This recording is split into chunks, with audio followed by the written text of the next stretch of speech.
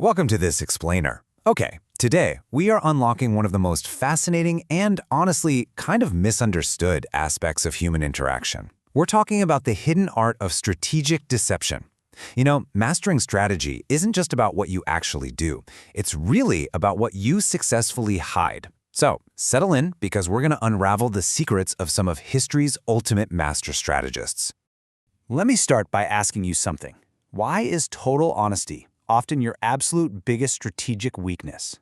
I mean, it goes against literally everything we're taught, right? We're always told to be an open book. Just blurt out your feelings, share your grand plans. But here's the thing. In the realm of strategy, raw honesty, it's basically a blunt instrument. It bloodies way more than it cuts. When you are just unabashedly open, you become entirely predictable. And when you're predictable, well, you are incredibly easy to outmaneuver. To really set the mood for this analysis, there's this brilliant 17th century quote by Balthasar Gracian. He said, "Let your greatest cunning lie in covering up what looks like cunning." That right there, that's our core rule for today. True power often comes down to keeping people completely off balance and totally in the dark. Because if they have no clue what you're actually up to, there's absolutely no way they can prepare a defense. And that brings us to Section 1, the illusion of honesty. Now, while society obviously highly values frankness and transparency, in competitive or strategic arenas, unabashed openness just flat out doesn't work. Basic human nature dictates that our very first instinct is to trust appearances. I mean, we can't walk around doubting every single thing we see, right? It would be exhausting. Master strategists know this. They exploit that instinct by giving us an illusion to look at, rather than the reality of their intentions. So we're going to categorize our heist-style analysis into two distinct toolkits today. On one side, we have active distraction. This is using decoys and red herrings to actively throw enemies off your scent. And on the other side, we have passive concealment, deploying a smokescreen to camouflage your traps behind something entirely comfortable and familiar. So, let's dive right into toolkit number 1, decoys and red herrings. Imagine a hunting dog hot on a trail. If you drag a pungent red herring across that path, the dog loses the original scent completely. In strategy, setting up a misleading object of desire works exactly the same way. You give your opponent a fake target to obsess over, and while they're busy calculating all their moves against that fake target, you are totally free to pursue your real goal undetected.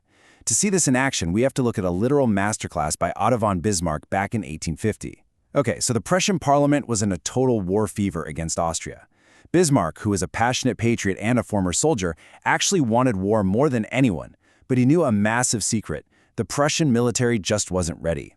If they fought right then, they'd lose, and his career would be instantly over. So what on earth did he do? He stood up and gave this impassioned speech defending Austria and arguing for peace. It was a brilliant decoy. The peace-loving king was so fooled and honestly so grateful that he immediately promoted Bismarck to cabinet minister. And from that brand new seat of power, Bismarck spent the next few years quietly building up the army. And eventually, he crushed Austria just like he had always planned. Here's another incredibly clever historical example for you. Back in 1711, the Duke of Marlborough wanted to march his English troops down this vital road into France, but it was blocked by a French fort. Now, if he just destroyed the fort, the French would instantly figure out his plan. So instead, he just captured it and left a few troops there, making it look like he desperately wanted it for himself. Well, the French took the bait. They rushed in, took it back, and, thinking they were completely ruining the Duke's plan, destroyed the fort themselves. They literally did his dirty work for him. By sending his enemies on a wild goose chase, he left his actual target completely 100% unprotected. Now let's shift gears a second and look at this from the Marx's point of view, using the realm of romance. In 17th century France, the infamous courtesan Ninon de l'Enclos actually taught a young marquis exactly how to seduce a highly difficult countess. Step 1. Confuse her with nonchalance. Just act like a friend, not a lover. Step 2. Incite jealousy by showing up with other beautiful women. The decoys. And step 3, feign indifference by skipping expected events and just being totally unpredictable. It completely scrambled her signals. The Countess was thrown into this super vulnerable state of emotional confusion. But, and this is a big warning here, when the Marquis eventually broke character and just bluntly blurted out that he loved her, the whole illusion shattered. The game was revealed, she felt used, and the spell was broken forever. You see, sincerity is deeply, deeply confused with honesty. Because people want to believe in honesty, they rarely doubt a sincere-looking act. Think of Shakespeare's Iago deceiving Othello. I mean, Iago seemed so genuinely concerned that Othello couldn't possibly doubt him. Feigning a really deep, passionate belief in a decoy makes its reality almost impossible to question. But remember, it's a super delicate balance. If you overplay your passion, you're going to raise suspicions, but play it just right and your trap is perfectly set. And that brings us to Section 3, our second strategic toolkit, the distracting smokescreen. So, while decoys actively grab attention and aggressively pull it away, smokescreens are way more passive. They basically work by lulling your target to sleep. You're camouflaging your actions behind a front that's incredibly bland, comfortable, and familiar.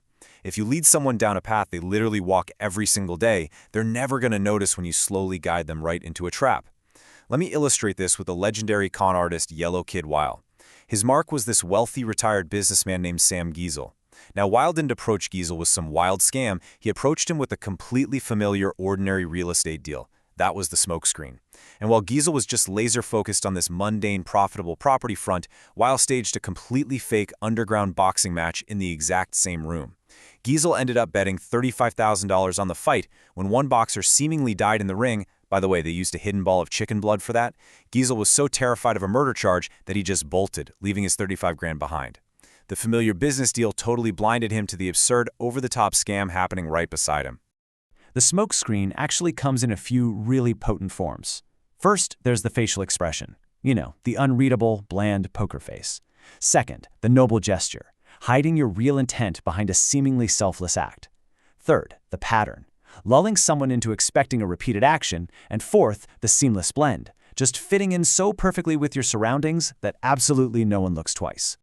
Let's move on to Section 4, the power of the familiar. Why does all this work? Well, it really boils down to a super simple psychological truth. The human brain just struggles immensely to focus on more than one thing at a time. If you give someone an ordinary, totally banal concept to chew on, their brain fully engages with it. They simply lack the mental bandwidth to even imagine that the harmless person in front of them is simultaneously orchestrating their total downfall. To see this in action, look at this incredible historical mismatch. Back in the 1920s, this fierce Ethiopian warlord named Balcha wanted to challenge a young, mild-mannered noble named Haile Selassie. Balcha marched a formidable army of 10,000 armed troops right toward the capital. And Selassie's response? He politely invited Balcha to an afternoon banquet. I mean, it seems absurd, doesn't it? A blustery warrior ready for an absolute bloodbath met with the promise of some nice food and drinks. But here is the crucial point, how Selassie actually played this. During that afternoon banquet, Selassie was charming, deferential. He even had songs sung in Balcha's honor. He made the paranoid warlord feel entirely in control. But this whole obsequious routine, it was a hypnotic smokescreen. Because while Balcha was eating and drinking, Selassie's men were sneaking up on Balcha's 10,000 troops and literally buying their weapons with baskets of gold and cash. By nightfall, Balcha returns to his camp only to find his massive army entirely disarmed and scattered. Selassie completely destroyed his greatest rival without firing a single bullet. It's just wild. And this brilliantly illustrates how these exact tactics map onto real-world power players. Franklin D. Roosevelt and Henry Kissinger, absolute masters of the blank, unreadable facial expression, practically boring opponents to tears before hitting them with huge demands. Then you have art dealer Joseph Duveen, who mastered the noble gesture. He helped create the National Gallery of Art so his ultra-rich clients could basically dodge taxes and keep art prices high, all while looking like amazing public benefactors. And people fall for it every time because they desperately want to believe in noble gestures. Then there's the robber baron Jay Gould, who used the pattern. He built up companies twice just to force Western Union to buy him out. Western Union got totally comfortable with this predictable pattern. So the third time, when Gould actually staged a full-on hostile takeover, they were caught completely off guard.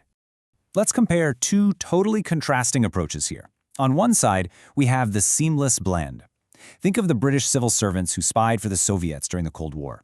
I mean, they went completely undetected for years and years. Why? Because they looked and acted exactly like everyone else in the old boy network. They were just decent chaps who went to the right schools. Now compare that to the other side, the extravagant lie. Elaborate tall tales and wildly colorful gestures almost always call immediate attention and raise suspicion. True stealth requires the patience and frankly the humility to dull your brilliant colors and put on the mask of the totally inconspicuous. And that brings us to our fifth and final section, the exceptions to the rule. So, what actually happens when you are so successful at all this trickery that your reputation precedes you? If everyone already knows you're cunning, playing the naive, innocent card is just going to make you look like a massive hypocrite. It totally limits your room to maneuver. So what do you do when you literally can no longer hide? Well, the philosopher Soren Kierkegaard once wrote, "The world wants to be deceived." When you're already known as a rogue, honestly, the smartest move is to just own it. Become the honest rogue. P.T. Barnum, the 19th century king of humbug, totally realized this. He once organized this completely fake buffalo hunt in New Jersey. It was so obviously fake, but instead of getting angry, the crowd absolutely loved it. They knew he pulled tricks. That was his whole brand. By embracing his reputation and just playing the role of the grand entertainer, his honesty about being a deceiver became its very own clever disguise. Which leads us to a very specific tactic, the colorful spectacle. Historical charlatans used to roll into town with these huge black coaches, tightrope walkers, and clowns. The public would get so dazzled by the incredible entertainment that they completely failed to realize the whole show was just a front to sell useless quack potions. However, and this is vital, a colorful smokescreen like that has a very short shelf life. Eventually, the public catches on, forcing the charlatan to pack up and flee to the next town. In stark contrast, the quiet, bland exterior used by leaders like Haile Selassie, that can preserve your power in the exact same place for an entire lifetime. As we wrap up this explainer, I really want to leave you with a provocative question to chew on. If the world truly wants to be deceived, what mask are you going to wear? We've unpacked how raw honesty can leave you totally vulnerable, how decoys actively distract, and how the familiar lulls the wary into this false sense of security. The art of stealth isn't about being invisible. It's about being seen exactly as you want to be seen. So take these frameworks, observe the world around you, and start recognizing the strategic illusions at play every single day. Thanks so much for joining me, and keep your eyes open.